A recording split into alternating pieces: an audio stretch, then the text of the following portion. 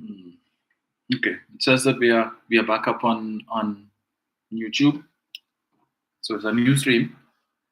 Hopefully this one wouldn't be sticking. I'm seeing Deborah is saying Facebook is also dropping. Right.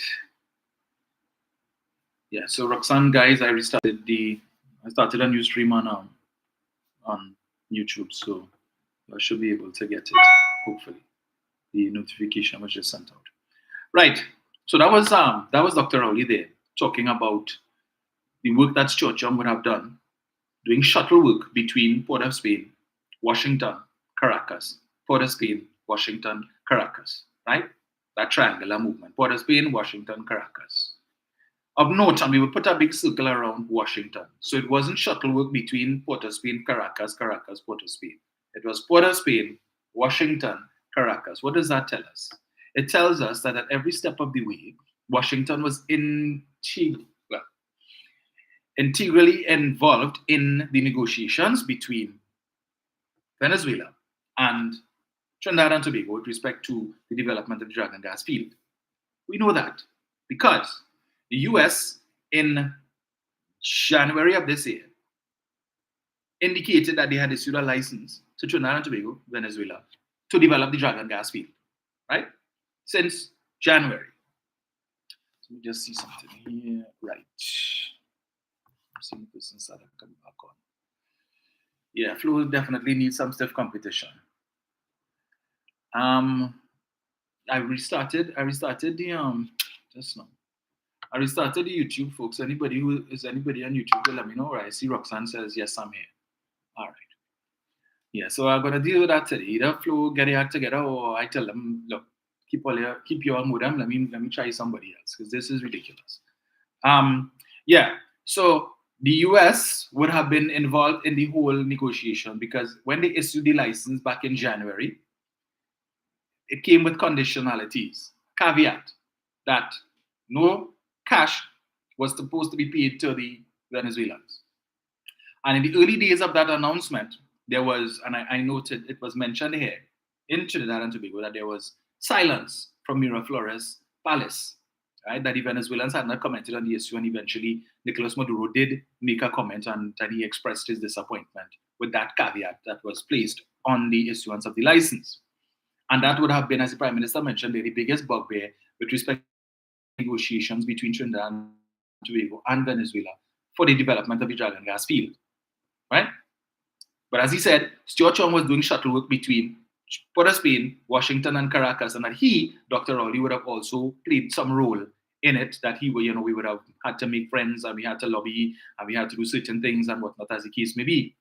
But at the end of the day, it is the US that issued the license, and any negotiation between Trinidad and Tobago and Venezuela had to be done in such a way that there could be no contravention of the terms and conditions of the license. So the US would have had to vet any agreement to make sure that Trinidad and Tobago does not contravene any of the stipulations or conditions associated with this license. So when I listen to this clown talking about the US this and the US and sanction and the US and approve this and how they pay in and the US and the US. The US was involved in the negotiation process. Trinidad and Tobago could not sign any document without the US vetting what was agreed to. And concessions would have been made, which is why later on in that press conference, Dr. Rowley spoke about he could only disclose so much information, but because the parties would have signed non-disclosure agreements, that he could not disclose more. The parties that were involved in this negotiation, Port of Spain, Caracas, Washington, right? And if anybody doubts that the US would have made certain concessions with respect to the development of this Dragon gas field, one needs only to look at what is happening in the US now, in particular, sanctuary states and sanctuary cities like New York. If you turn on your TV, you look at MSNBC, CNN, WSVN, Local 10 News, you will see what is happening in New York, where they are being overrun by Venezuelan immigrants. Right now, they have about 400,000 Venezuelan immigrants who have come to New York because apparently it is easier there. They have certain things in place for immigrants regardless of your status. And so Venezuelans are now coming through the border with Mexico and coming to the United States.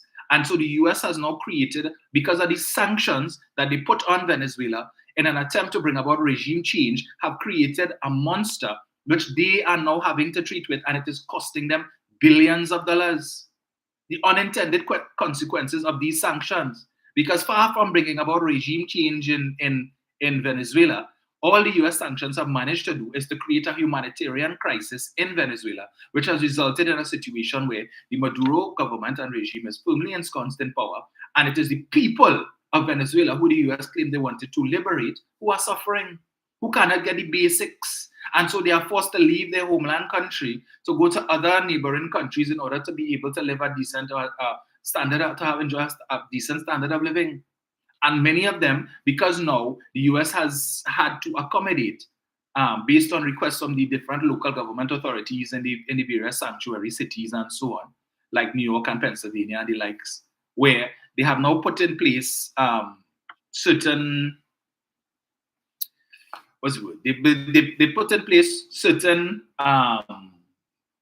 allowances for Venezuelans, where they would be allowed to live and work in the United States for up to 18 months in the first instance. And at the end of that 18 months or before, there'll be a review of that position to see if there'll be a further extension of another 18 months. Now, we know in this first 18 months, there's a lot that's going to happen. You're going to have Venezuelans who will get work and who will be, who are going to start families and so on. There will be Venezuelan children born in the US, and deliberately so that they have status, and the family could try and see if it is they could leverage on the status of their children to remain in the US, even if there's a change of government, and let's say by some miracle Donald Trump happens to come back into power and decides he's going to reverse what the Biden administration is now doing. So they're not going to waste time. We're seeing it here. A lot of these Venezuelans come here and they have children here, and by virtue of that, they're hoping that that would give them leverage to remain in the country when they see deportation taking place and the like. So now there's a significant problem, and the US has to treat with that. So they need to revisit what is happening in Venezuela, because clearly the sanctions are not working. So they have to put themselves in a situation, put their tail between their legs, so to speak, and make certain concessions so as to stem the tide of Venezuelans coming to the United States of America. They have to find some way to keep Venezuelans in Venezuela. And if the social situation, the economic situation in Venezuela does not improve, then they're going to have this problem. And when it is that you give concessions allowing Venezuelans to stay up to 18 months, all those who would have come to the US up to July 31st, oh, you know, when some of them sneak in, they sneak in last night or 2 days ago. How you know that? How you proven that if they come and tell you, yes, I was here since April, how you proven that is not true? You can't. You cannot. There would be some of them who would possibly go there using the legal means, because if they had a visa and they hop a plane and they went, and then because I saw one of the guys who was deported from Trinidad, when they were deported him back to Venezuela, he came back to Trinidad, and now I read somewhere where he has now settled in Texas. So they could come here, hop a plane, go there, and then say that they were there for, and they're seeking asylum. They're immigrants. And this is a big problem that the US now has to deal with. How do we treat with that? So it's either they continue to find money to fund, and I'm seeing someone putting here, Rena is saying that they are sleeping on the pavements in New York because the shelters are full. Now the mayor of New York had to procure a whole hotel, an entire hotel, to provide sleeping accommodation for these migrants. And they're asking the federal government now, we need money, we need aid. You're all killing us. The little money that we have from the taxes and so on that we collect in New York is too much to treat with all of these people. Something has to be done. So the only thing the US could do, other than find money and remember, immigration is always a big issue when it comes to elections in the US. And there will be persons in New York, which is a democratic state, who would not be pleased with what they are seeing taking place. So jobs have to be found. And I know the Republicans are going to pounce on that and say that Venezuelan migrants come in to take the jobs of American citizens and all of that. So it is a headache for the Biden administration, and therefore they need to come up with innovative ways to keep Venezuelans in Venezuela. And this dragon gas deal could provide much needed resources. So it may not be cash. It may not be cash. They probably, you all would recall in 2016, when Dr. Oli as Prime Minister would have signed an agreement with the president of Venezuela to provide a $50 million revolving credit facility, where every month the manufacturing sector of Trinidad and Tobago would have been able to sell $50 million worth of goods to Venezuela. 50 million. Keith Rowley was the one who negotiated that. Back then, the issue used to be seen on the news, they have a shortage of toilet paper and them kind of thing. And we were seeing videos on the news with Venezuelans coming here and shopping and carrying bales of toilet paper back on the ferry to go back to Venezuela. But it wasn't as acute as it is now. Dr. Rowley, foreseeing what was coming, sought to stem the tide. That if the Venezuelans were not getting what they wanted in their home country, they would be coming here, and some of them coming here on the pretext they're coming to buy but staying. And so this 50 million revolving credit facility was established. And Rolf Balgobin, who at the time was the head of the TTMA at some function, they had lamented the fact that here it is an opportunity presented itself for the manufacturing sector of Trinidad and Tobago to get $50 million every month in sales, and all they could have supplied was 26 million. And as he said, they left 24 million a month on the table. To quote him, all these players who always complaining about they can't get US and they can't get US, here an opportunity presented itself for you all to get 50 million US a month, and you all could not satisfy that demand. They could only satisfy 26 of 50. But Keith Rowley negotiated that. And then when the sanctions came in, that fell by the wayside. So that is something that they could have revisited. We don't know the details. We will find out perhaps later on, based on what the US is willing to disclose. But they're not going to come out and say, well, yes, well, we made certain concessions and so on. That is why you have a non-disclosure arrangement. We could take, for example, what happened recently with Iran, where it is that the US agreed to release some $6 billion in funds that Iran has in the United States in exchange for the release of some 5 Americans who had been held in Iran, who were detained in Iran for the last 5 years, right? 6 billion. And the US made the point, look, yes, we have released the 6 billion, but it is not for the Iranians to spend as they please on what they want to spend. We will release that money as needed, but only on humanitarian expenditure, only things to benefit the citizens of Iran. It is not for them to take the money and buy weapons and arms and these things. We're not doing that. So we will dictate what this money will be spent on. And we will limit it only to humanitarian issues. So they could have adopted the same model with respect to Venezuela. All of these are things. So when this clown and the robbers want to come and talk this trash, and of course, the supporters of his party want to hear that hey, this is just a mirage, this dragon deal going on and fall by the wayside.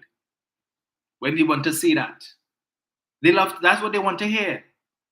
They need comfort. They need to hear something. They need to only hear negative news. That nothing is going to come out of this dragon gas deal. Never mind the fact that they signed. We just want to hear that because we know if this thing succeeds, it is going to impede their party's chances in 2025. So that little charade that I just played there for you from him, that's all that was about. That was ready to appease the members of his party who are hurting right now. They hurted. And very bad too. So they come up with this set of dotage talk to fool people. We ain't fooling the rest of us, we know. The amount of work that went into it. When he's saying how much time it have left for this license, just a few months. Well, the negotiations were completed in 9 months, Mr. Roberts. 9 months. 9 from 24, Mr. Roberts. These what? We still have a whole 15 months. A year and 3 months, Mr. Roberts. So if we could have achieved such in 9 months, well, there's a lot more that could be achieved in the next 15 months. And once progress is made, obviously the US can come now and say, well, we're shutting it down. It is not in their best interest. And the shuttle work that has been happening by Stuart Young, Port of Spain, Washington, Caracas, would have contributed. So I am absolutely certain that the US is very well aware, intimately aware as to exactly what is in this agreement that was signed between the government of Trinidad and Tobago and Venezuela. I'm certain they're fully aware of what is in that. So to listen to this clown now come and say the US and approve, and the US then, you're talking rubbish.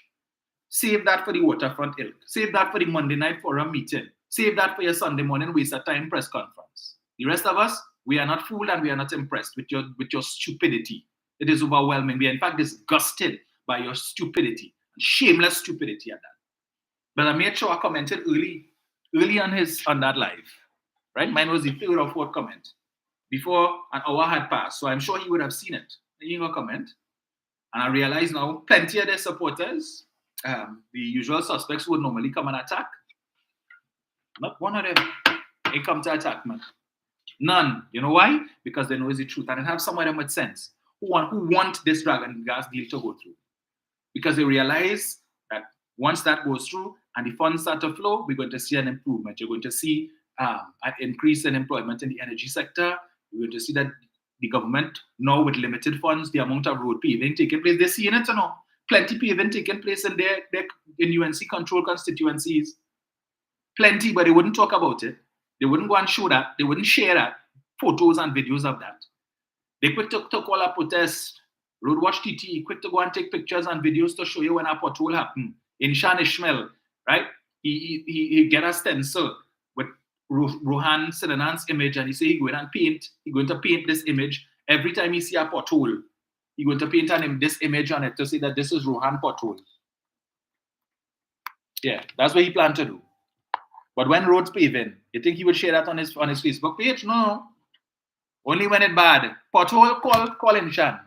Road pave, don't call Inshan. Inshan not interested. He's not interested in highlighting what the good things that the government is doing. Only the negatives.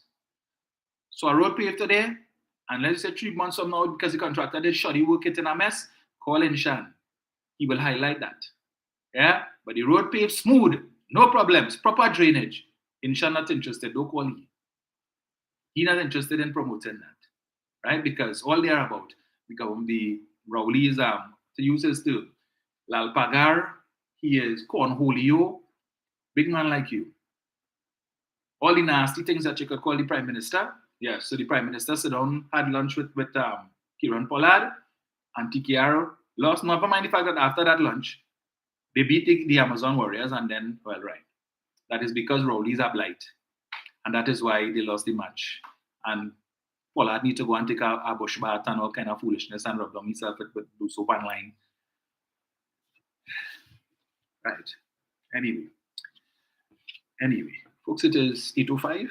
So let me open the lines quickly because I have stuff to do. First thing this morning, I'm going and fill tail. First thing this morning. So let me just get this here.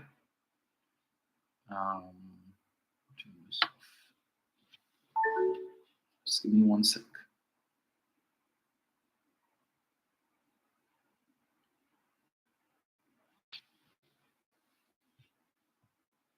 Three is the number to call.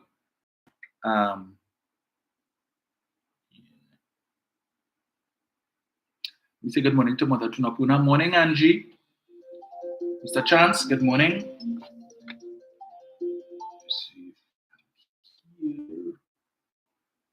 Hello, good morning. Hi, hello. Morning, Dominic. Hey, Jan, morning. Hi. Morning to all those locked in on the line. It's good to have you back, Dominic. Thank you. You hear me? Yeah, Jan. Oh, because it's something like you're not tunnel because we don't know. Yeah, we are loud and clear. Dominic, the UNC will continue to be the UNC. The UNC, what they would have done, in my opinion, during 2010 to 15, is time for the news. Yes. About what would have happened between 10 and 15. And we would have had our own opinions on how they may have done that because we heard about journalists and from bag and get houses and all that.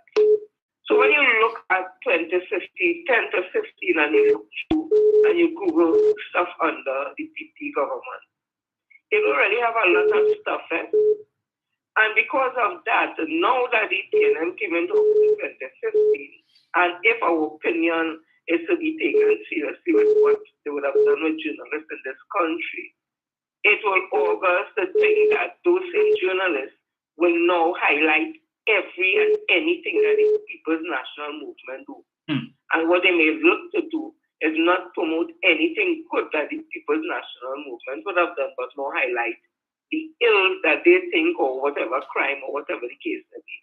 And I think that is what is creating the perception that no matter what the People's National Movement do, that people, because they have been seeing what has been printed, only negatives about the People's National Movement, Dr. K. Christopher Rowley, that when something good is actually for the country and is happening, that they don't see. An example, when Dr. Rowley said he will not support, when he was in opposition, will not support the people's partnership with any legislation or anything they bring to the parliament. The media and people play up that part, but they never tell you.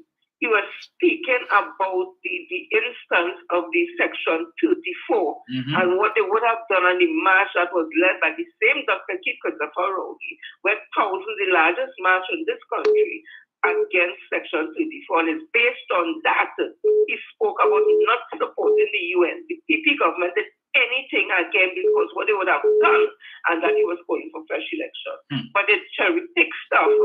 And then they put it out there, and then the perception of Dr. Rowley, it continues. And it's a sad thing. So what we have to do, and continue to do, persons like yourself and others, and those who really understand the work of the PNM, we have to be pushing back every day. So when you hear people like Anna Roberts, you just say that, and I'm going to give her opinion. He sounds as if he was smoking black and if he was drinking rum. His conversation, he sounds hype up. And it's nothing about relevance. Then you hear Dr. Munila speaking about being outraged. They had an SO in this country as a response to rising crime in this country and lock up over 9,000 black youths, taking them into vehicles as if it was slavery all over again. There wasn't outrage. The things that Kamala Professor did in this country on the 2010 to 50 wasn't he outraged. His name was called an allegation with EMBD. Wasn't he outraged? Anna Ram, local Gerald Rabin and et al. Name calling alleged corruption in prison gate. He wasn't outraged. And it goes on and on. Jack said, Pandey said, Jack said, Kamala Professor for long, drunk and ghastly statue. We can't talk about drunk and vomit and for long. That was the Prime Minister. He wasn't outraged. But the outrage about what? You know what has happened? This dragon deal and the change in fortunes when it comes to gas and all that, they never thought that Dr. T. Christopher Rowley and Minister Stewart could have bring this home. So you see, right now, they're trying to throw sand in people with people that start to think all over. But as you rightly said, what is different, David Lee, who is on $1 million bail and should not even be sitting in our parliament, because I think he must be having to go to the station to put on his name to make sure they know he has fled the country. I hope that is happening. He should not be asking me no question, but he asked what is different when Dr. Rowley signed it in 2018, I think, I know. And as you rightly said, the Americans are involved in it. That means to say whatever sanctions that they had based on that has been lifted to a certain extent to allow Trinidad and Tobago to be involved in an oil and gas deal with Venezuela. But they don't talk that. They only look at the fact that Glenn Lal in Guyana, he hasn't been arrested. He hasn't been given a reaction protocol letter. He has been speaking about the ills that is happening with under Barajaccio, who is in charge of the oil in Guyana, and the contract that they continue to have with ExxonMobil since 1999, since ExxonMobil has been there. They haven't changed none of the contract. They're refusing to change the contract, and he was highlighted. Dr. Rowley would have said, when conditions change, contracts change, because contracts are not set in stone. And what he was saying, we have little oil now, and the little that we have, this government, Dr. Christopher Rowley, is making sure every drop of money we can get after the oil companies take it, refine, whatever they do with it, that this country will get it. And we have been getting that, and I've ended now. After Kamala Prasad sector would have told the oil companies under her tenure that if they get an empty field, there's nothing. And if they get any gas, you don't have to give in, when they get oil and thing, you have to give in until 2024. Dr. T. Christopher Rowley, along with Minister Stewart, unassuming office would have gone to all them oil channels and renegotiated. And we are getting the corporate taxes and all the taxes we have now, but they won't talk about that. Dominic, you have a blessed one, and everybody be safe. You too, Jen. Thank you so much.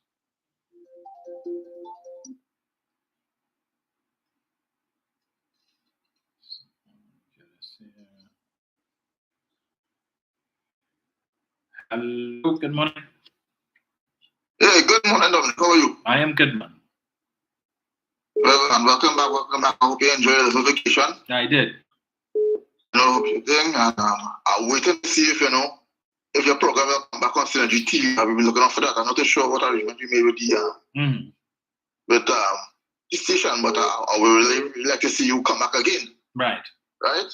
Good information, good programming, informing the viewers as usual. Dominic, I want to thank you because there are a lot of people who are sending out a lot of this information deliberately. And it's not nothing what you're saying how the Americans not involved in that gas deal. Yes.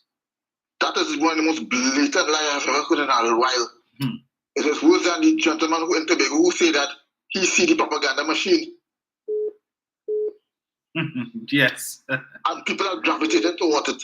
But then again, it's 300 people who put 90 seats to the UNC. Yes.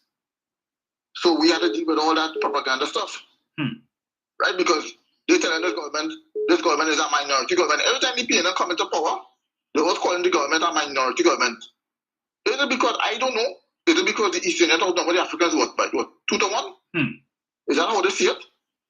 But if I understand, most of the Eastern live down south. Yes. Dominic boy, you have it hard, you know. But you think how to keep up the struggle because this thing is getting worse. Right? I am waiting with better to see what will happen to that so-called mayor in Siparia. If something will come out of it because Karen Passat, the successor, handpicked the man. Yes. So I was surprised to see that he voted that he can't touch certain monies in the corporation. So I witnessed how it turned out, and now of all people, you decided it is said that Mr. Tank, who is involved as a mediator. Where is the MP for Siparia? Yes. Doesn't she supposed to get involved in that? She's the political leader. She won't. And the MP for the area. So how come the political leader and the MP not getting involved in that? Yeah. Somebody paying smart with foolishness down there.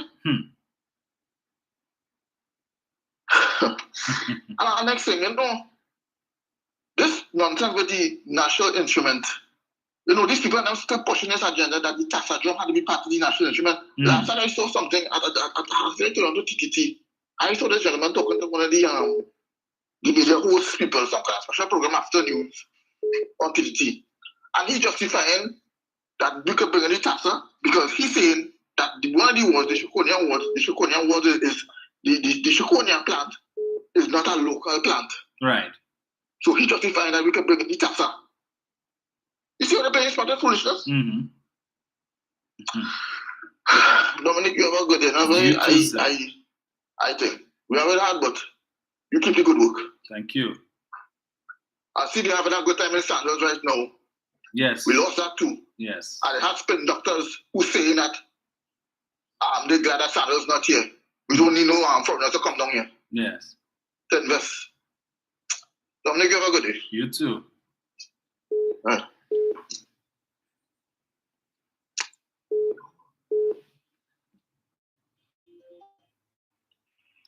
Hello, good morning. Hello. Good morning, Dominic. How are you, darling? Morning, I am good. Dominic, good morning. Hi, morning. All right, I'm not keeping you long. Alan Robert, what is wrong with you? You are a woman scorned, not out of the way. If Kamala had a way, our nation would be like Venezuela sanctions, would have been like Venezuela. That is what you want, Kamala. You love power, you hate us. Which one is it? It's all about power with you. The same people say you love. You wrote Biden to do what? To spite us? Who you think will suffer? Those in red or in yellow too? And you are a traitor. You are, as you said, party before country. Pack your plastic bag and jump on a ship with enough gas to go to the sun. Because you are negative. And I'm saying this, we will get petrol and gas in our nation. Yes. We'll get gas and oil again. We are going to be top line. I know what I know. There is untapped oil resources. And today, the 27th of September, I choose to bless my land. Dominic, I bless you. I bless my government. I bless Rowley. I bless every Kenyan person who loves this land. It's not race. It's put your country first. Yes. Put aside party and stupid issues. We cannot be so hateful. We speak negative over our land, and I cancel every negative word spoken over my land. You're going to go back to the pit of hell when you can come and go to hell too, because you are negative Nancy. And Robert, you will go with her too, because I'm sick of your hate. You make me nauseous. You are vile. You are vindictive. You're evil. You are Satan's seed. No, I'm telling you, I 3 point, if I rude, I rude. And you have to be rude. And Dominic, I bless you. Thank you. I speak for Dominic over you and yours. And whoever love our nation, I bless you. Laventil, Silas, Mova, I bless you. Betam, I bless you. I decree today, you're going to be way makers. You're going to be the best. You're going to be the best gold. You're going to be diamonds, and every new word that's not of God over you, it will be dry up and die now. Nothing have a good day. Bye bye, love. You too. Thank you so much.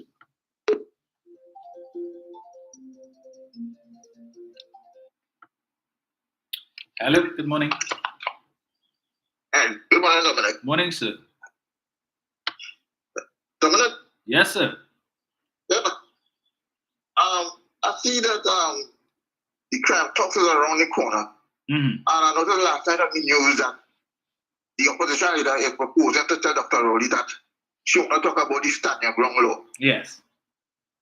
Now, I don't know about you, but there is something in our constitution where the citizens have a right to defend themselves. Yes. So why did she bring in or want to discuss the stand your ground law? Isn't it a little repetitive? And that stand your ground is a very controversial law in the United States of America. Yes. So it has certain people in this country who want to introduce that law here. Want to target the urban youth. Yes. Dominic, we are a serious mess, boy. They play any fool. First they put up a woman who not even front. Right? Represented us. And all she had to say is, I have to go now. She don't even know the words. Yeah. That is why they get insult. Indeed. Right? And also she have a personal, well, I don't know if it is legal, but she has some provocative photos of her. And she's still going up. She's going to play the fool. Dominic, you have a good day, yeah? You too, sir.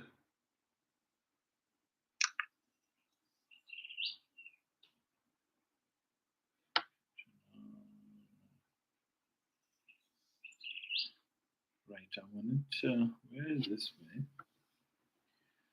Right, I would have seen where where a response, the president's side position with respect to the invitation to have crime talks. And it was described as voluminous, 7 pages. They sent 7 pages, a 7-page document in response to the government. And basically, I think the Prime Minister, they would have said, well, we will go through it and we'll remove all of the fictional stuff from this document and all of the things that are made up in the mind of the leadership of the UNC with respect to crime in the country. And the 1 or 2 things that make sense, we will have that a discussion. So of the 7 pages that is sent, basically 2 paragraphs is all that really making sense. And the next 6 pages and a half really, it was unnecessary. But that's my interpretation of it, right? Yeah.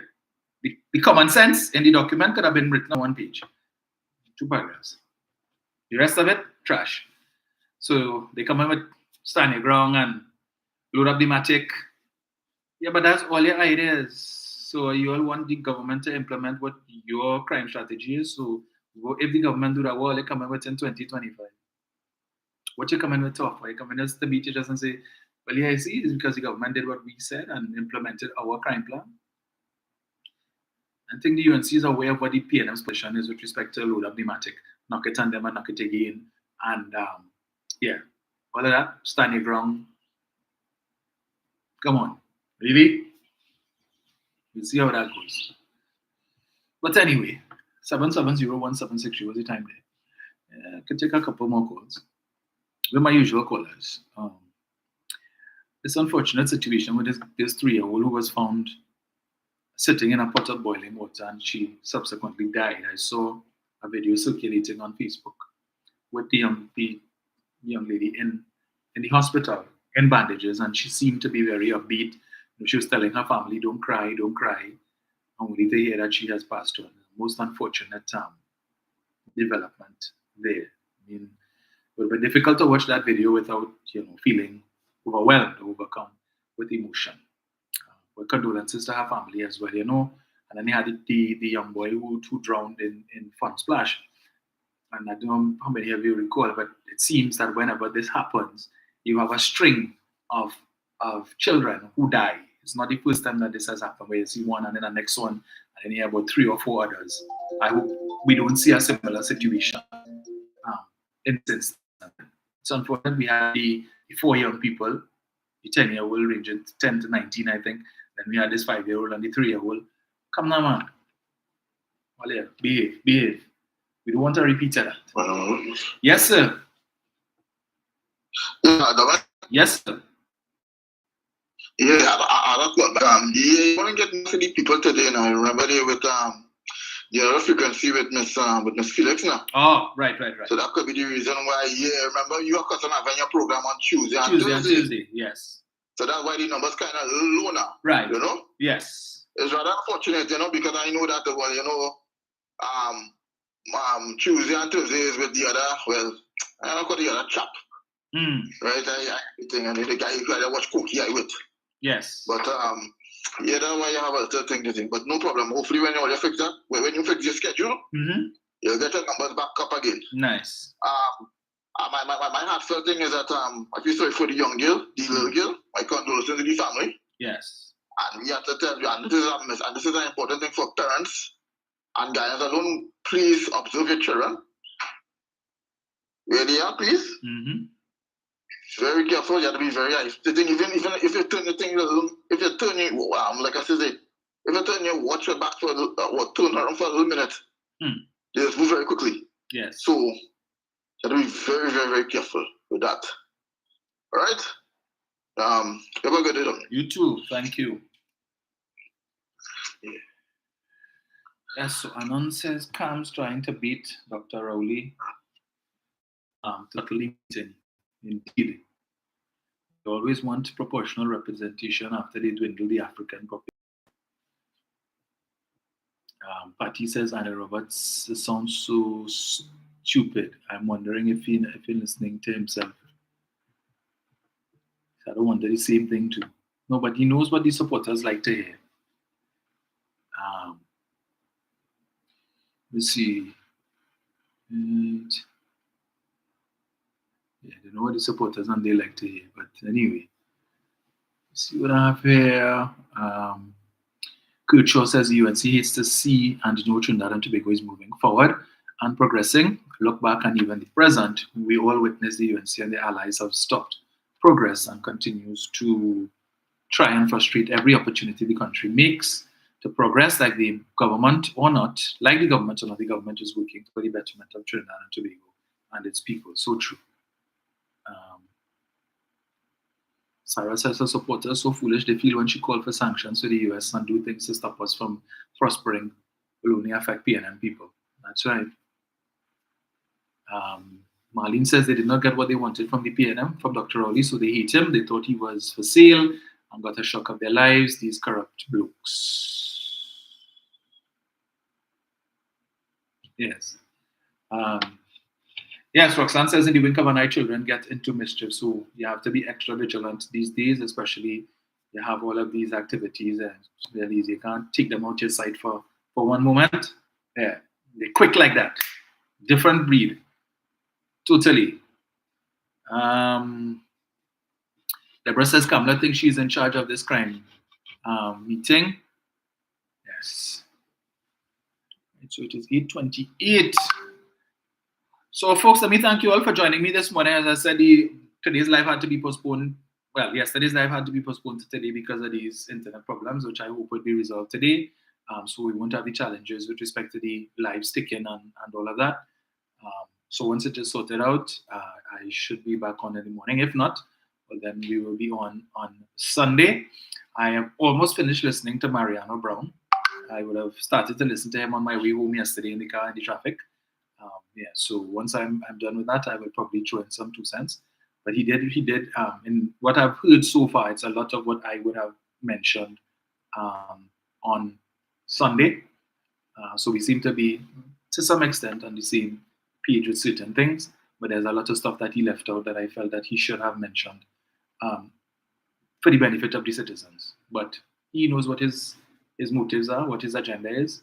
I will not proffer to make any assumptions, but I know what I am thinking, and the rest of you all know as well. Those who normally listen to Mr. Brown. It's interesting. I haven't heard anything from the deputy political leader of Hope, Mrs. Karen Nunes Teixeira.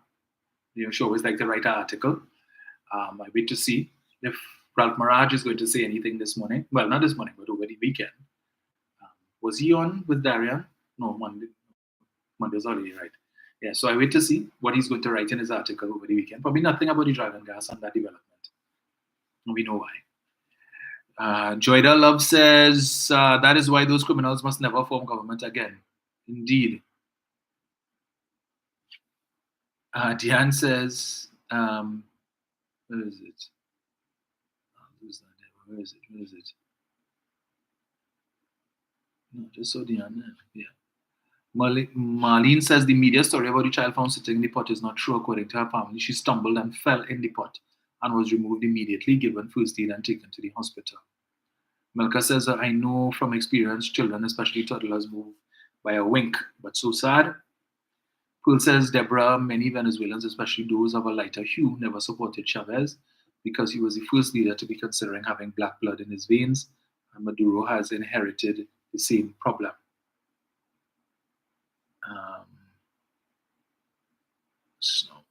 Right.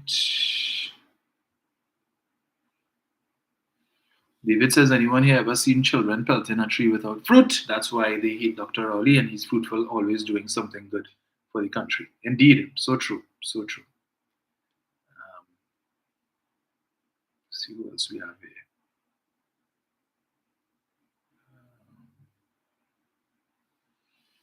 All right. So, folks, yes, thank you so much. You all have a safe and productive day as well. So, let me go and try and deal with this internet nonsense. And then, yeah. So, if you all don't see me in the morning, we're on Sunday. But once I get it sorted out, I'll be back on in the morning. All right. So, have a good one, and we will chat again soon.